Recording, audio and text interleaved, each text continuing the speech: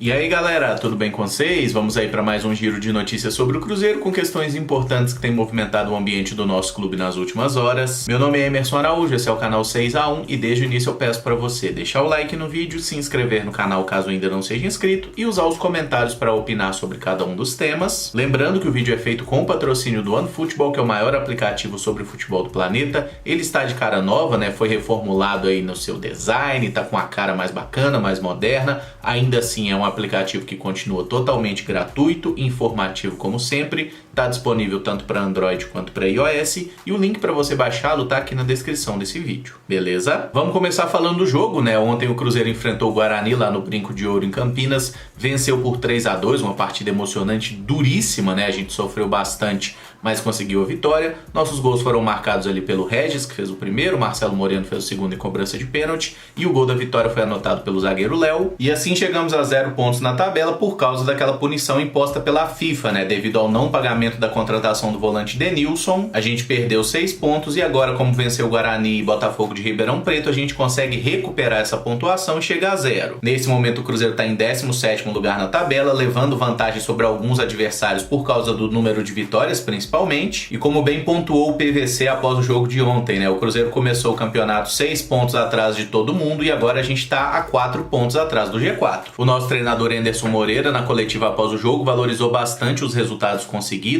e principalmente, né, o espírito de luta da equipe durante todo o jogo e o fato da gente ter conseguido reagir muito rápido aos gols sofridos. O Anderson também falou muito bem do adversário Guarani, né? Disse que a postura reativa que o Cruzeiro adotou foi pela dificuldade que o oponente impôs e que não é o objetivo do Cruzeiro jogar daquela forma, mas quando for necessário o time tem que saber se portar na defesa também. Eu concordo com a visão dele, a gente tem que saber jogar dessa forma quando for necessário, mas eu não achei que o time do Cruzeiro ontem se fechou tão bem na defesa. A gente concedeu muito espaço por Guarani e precisa melhorar demais aí nessa sequência de Série B, porque ontem realmente não foi legal. O fato deles terem aí mais de 60% de posse de bola, é claro que incomoda vendo o jogo, mas não é o que mais me incomoda de fato, tá? Agora o Guarani ter finalizado quase 20 vezes em direção ao nosso gol, isso sim eu acho que é um indicador mais preocupante, porque a gente não marcou muito bem, principalmente na frente da área, né? Eles cruzaram muitas bolas, bateram algumas também, o Fábio fez algumas defesas, em outros lances os nossos zagueiros conseguiram bloquear, mas de toda forma eu acho que não foi uma partida boa do Cruzeiro defensivamente, mesmo jogando com 3 volantes, né? E a gente precisa mostrar mais nos próximos jogos. Foi um sofrimento até meio desnecessário. O Anderson falou também sobre o Arthur Kaique, que teve a contratação oficializada na noite da última segunda-feira. O técnico descartou o aproveitamento do jogador no jogo de domingo contra o Figueirense e acho bem razoável que o Arthur entre de fato aos poucos no time, né? Sem apressar as coisas, até porque a gente conhece muito bem a paciência que a nossa torcida tem, né? E a gente tá vendo isso com garotos, né? E com um jogador que vem de fora. Então, se o Arthur Kaique estreia não estando 100% fisicamente, faz um jogo ruim no domingo, a galera já estaria falando que foi uma contratação ruim. Ele tá chegando agora, tem que treinar com os companheiros, conhecer melhor o grupo, né? Ter ali uma base de trabalho. É claro, né? A posição que ele vai jogar meio que já tá reservada para ele no time. A gente vê claramente que tem uma lacuna esperando ali o Arthur Kaique no quarteto ofensivo do time, né? Que é Marcelo Moreno, Regis e Maurício.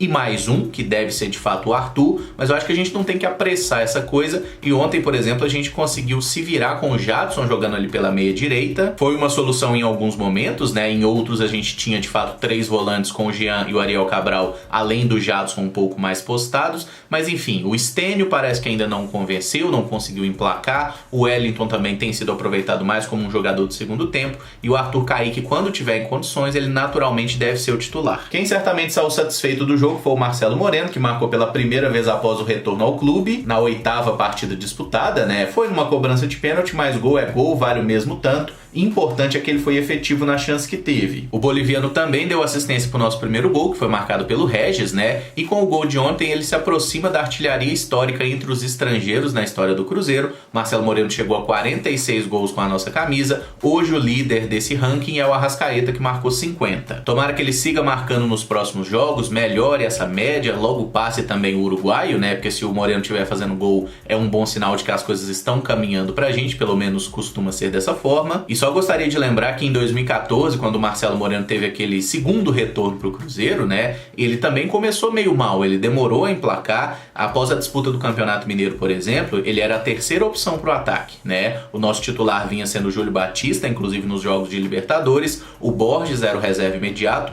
e o Moreno era a reserva do time reserva, né? E isso começa a mudar naquela partida contra o Bahia, que foi a estreia do Campeonato Brasileiro, que ele entra no segundo tempo e faz o gol da vitória. Depois ele consegue marcar gols contra o Atlético Paranaense, faz gol no Clássico também, e aí consegue tomar a vaga de titular e termina o ano com mais de 20 gols marcados. Então, claro que o Marcelo Moreno de 2020 não é o Marcelo Moreno de 2014, mas eu acho que ele vai emplacar e vai conseguir nos ajudar bastante. E falando em números históricos, o zagueiro Léo, autor do gol da vitória contra o Guarani, chegou a seu 22º gol com a camisa do Cruzeiro em 392 jogos disputados. E mais gols que ele, só 2 zagueiros fizeram até agora, tá? O Cris, que marcou 25 gols pelo Cruzeiro, também teve uma passagem bem longa, e o Geraldão, que marcou 30 gols, que era um jogador que batia falta, né? Tem até um vídeo dele batendo uma falta com uma curva espetacular com a camisa do Cruzeiro, acho que ali na década de 80. E o Léo tá aí com seus 32 anos, né? E pensando nisso, eu gostaria até de perguntar para vocês se vocês acreditam que ele pode chegar de fato a subir aí mais algum degrau, ou ser de fato o zagueiro maior artilheiro aí com a camisa do Cruzeiro. E é lógico que a gente sabe que o papel primordial de um zagueiro não é fazer gol, é defender, né? Essa é a obrigação dele no campo.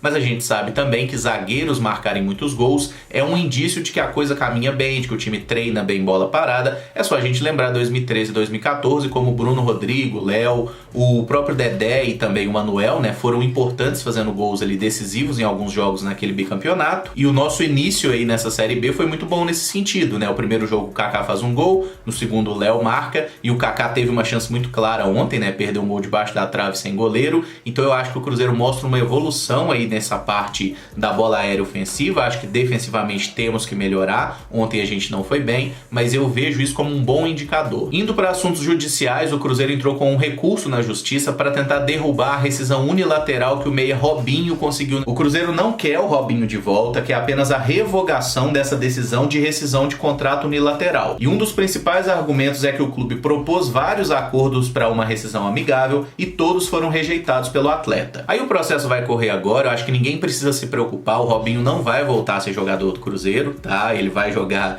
pelo Grêmio mesmo. E isso aí é questão de tribunal, né? É uma briga nessa esfera agora. O Cruzeiro tá basicamente tentando pagar o mínimo possível num acordo de rescisão, acordo esse que até agora não saiu. E mais uma vez fica nítido como aquele anúncio de rescisão antes de fazer o acordo com os atletas foi um tiro no pé da diretoria do Cruzeiro. No caso do Edilson, o jurídico conseguiu resolver, mas com o Robinho essa treta deve se arrastar por algum tempo. E esse caso é muito didático sobre por que os clubes não dispensam jogadores, né? O camarada pode ser um João Lucas da vida, que dispensar o cara normalmente é uma cagada, porque mandar o jogador embora implica pagar todo o contrato combinado com ele, todo o salário até o final do vínculo. Então, assim, definitivamente essa é a pior solução. Você tem que buscar uma venda, um empréstimo mesmo que pague um pouquinho ali do salário. O importante é realmente conseguir diminuir o prejuízo. E para fechar, a Polícia Civil concluiu nessa semana a Operação Primeiro Tempo, que está apurando, entre outras coisas, irregularidades cometidas pela antiga diretoria do Cruzeiro. O ex-presidente Wagner Pires de Sá, o ex-vice de futebol Itair Machado e o ex-diretor-geral Sérgio Nonato foram indiciados pelos crimes de apropriação indébita, falsidade ideológica, associação criminosa e lavagem de dinheiro. Além deles, os empresários João Sérgio, Carlinhos Sabiá e Wagner Cruz também foram indiciados por estarem envolvidos nessas negociações, e aquele Cristiano Richard dos Santos Machado, que não é um empresário ligado ao futebol, mas ficou famoso por ser o cara que tinha emprestado 2 milhões de reais ao Cruzeiro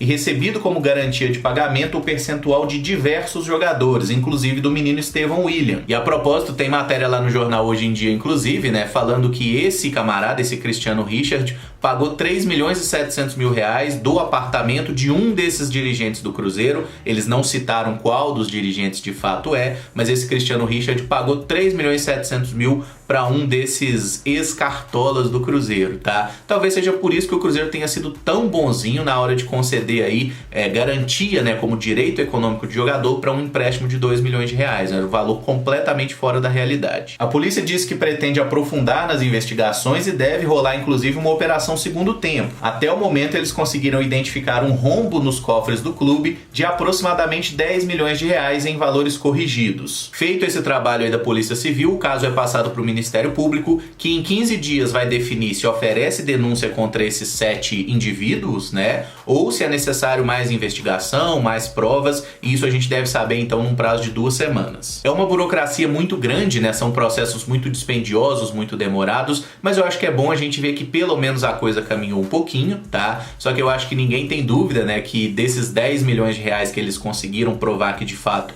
foram subtraídos do clube, isso aí é troco de bala, né? Perto do que realmente foi tomado. Nenhum clube fecha um ano com um prejuízo de 400 milhões de reais de forma honesta, não, gente, pelo amor de Deus, né? Mas é aquele negócio, tá? A coisa tá caminhando, é com as autoridades, realmente o Cruzeiro não tem poder para fazer nenhuma coisa efetivamente, além de alguma pressão em bastidores, coisas do tipo, e a gente fica ao mesmo tempo com esperança e com desconfiança, né? Porque assim, se a gente conseguir reaver alguma coisa dessa grana, vai ser muito bom, mas é sempre complicado a gente acreditar cegamente aí na justiça do nosso país. Vamos torcer para que a gente tenha alguma justiça no fim das contas, mas enfim, vamos aguardar. Esse vídeo fica por aqui. Se gostou, eu peço que deixe o like, que se inscreva no canal caso ainda não seja inscrito e use aí os comentários para opinar sobre cada um dos temas aqui abordados. Muito obrigado por acompanhar, um abraço e até o próximo vídeo.